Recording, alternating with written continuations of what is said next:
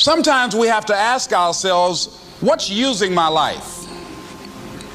Heard a guy give a lecture one time that says, we are today what we were when. And he was talking about the fact that we, to a great extent, behave, think, react because of some previous experience that we've had. One of the things that we know about life is that it is always changing.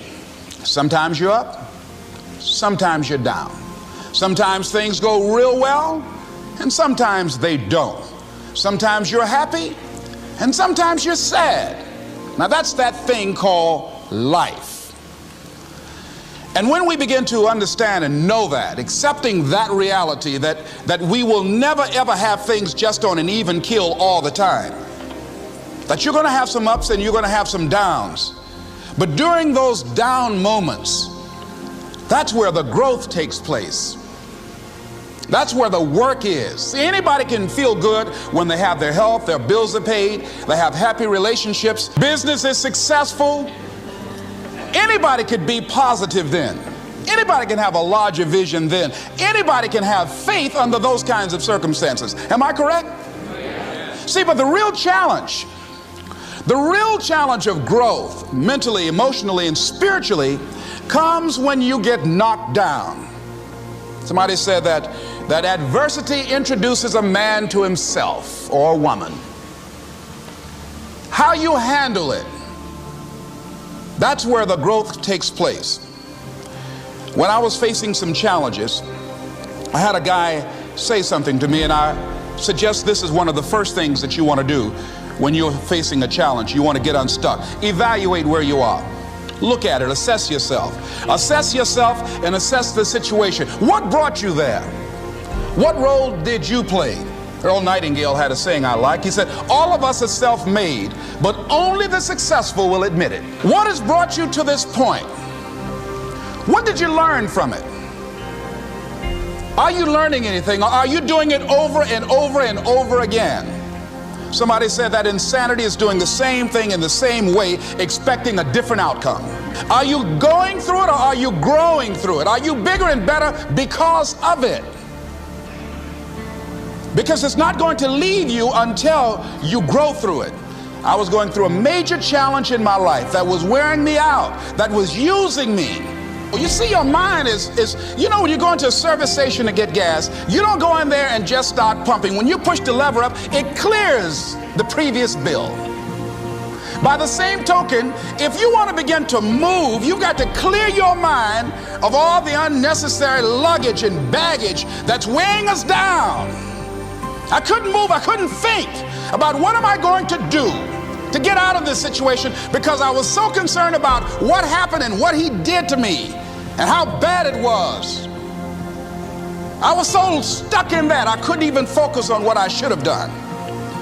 Feeling sorry for myself and angry, and none of that was taking me anywhere. So pretty soon I learned through effort, made a conscious, deliberate, determined effort. I had to let it go. I had to forgive it. Let it go and begin to focus on developing myself. And I say to you, you're going to have people to do things to you. Things are going to happen to you. And the most important thing to do is to harness your will and let it go and move so you can grow, so you can get on with your life. It doesn't matter about what happens to you. What matters is, what are you going to do about it? All of us have experienced some tragedy, and if we haven't, we will. And you can either let it destroy your life, or you can build upon it. You can permit it to let it hold you down, or you can decide, I'm not going to let that happen to me. I'm bigger than this. Make a declaration to yourself. Declare all-out war that you're going to get out of this rut. I don't care how good you are. I don't care how talented you are. I don't care how much you work on yourself. There are some times when things aren't going to go right. They just are not going to go right. There are times when anything that can happen will happen. Murphy's Law will be knocking at your door. Why? I don't know why. That's called life.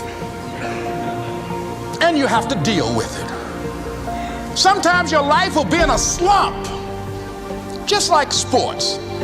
Some of the best shooters can't hit baskets different times in games. They get in a slump. Do they sit on the sideline and say, you know, I just didn't hit a basket today? No, they continue to execute. I suggest to you that if you are facing a challenge, don't stop. Stay busy. Work your plan. Continue to do those things that you know that work for you after you have evaluated yourself in the situation. Continue to move. Stay busy, stay busy, stay busy. Find somebody that you can help so you can forget about you for a moment. See, sometimes the best thing to do is to be. Sometimes you have to just back up and go within yourself. A bow and arrow, you can't take a bow and just push it out an arrow. You just can't push the arrow out. You have to pull it back and then release it. Sometimes you have to back up and go within and pray and meditate and recharge your batteries. Go away, clear your head, and then come back and look at it from a different vantage point.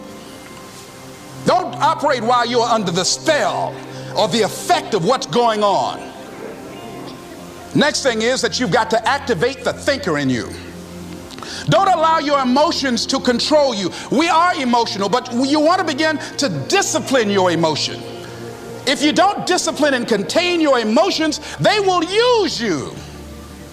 Your mind goes on automatic, just like a guard. You know, I loved reading the book called As a Man Thinketh by James Allen. He uses the analogy of the mind being like a garden. You know, weeds don't have to have any encouragement to grow. You don't have to water them. They don't have to get sunshine. They don't have to have fertile ground. They will grow through the cracks of a sidewalk. Am I right? But if you want to grow orchids or roses or any kind of exotic flowers, there are special processes and procedures you must go through. Well, by the same token, you don't have to force yourself or motivate yourself to think negatively, to be depressed, to hate somebody, to want revenge, to want to get back at somebody, to beat yourself up over the head, to feel loaded with guilt. You don't have to make any effort to do that. Your mind is on automatic. It will do that by itself.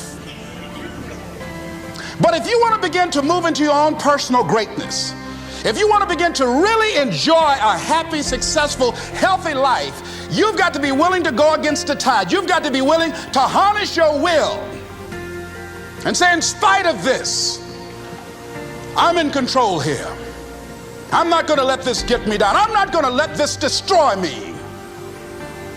I'm coming back, and I'll be stronger and better because of it. You have got to make a declaration that this is what you stand for. You're standing up for your dreams. You're standing up for peace of mind. You're standing up for health. You want it, and you're going to go all out to have it. It's not going to be easy. When you want to change, it's not easy. If it were in fact easy, everybody would do it. But if you're serious, you'll go all out.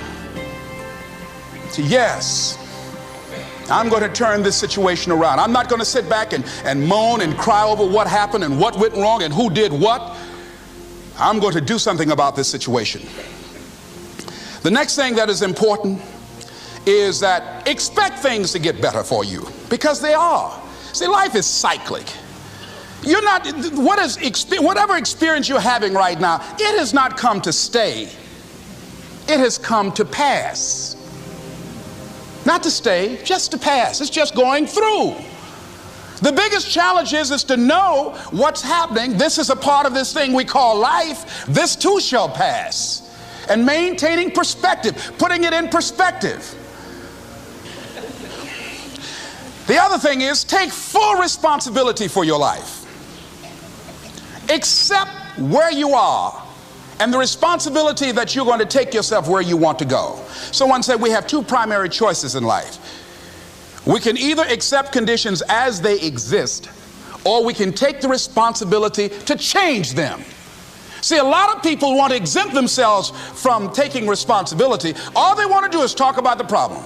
Every time you see them, they'll tell you their story over and over and over and over again. No. You want to take responsibility for your life. I got me here, I can get me out of this. And I'm getting out. I'm not going to be a volunteer victim. George Bernard Shaw said there are two kinds of people in life.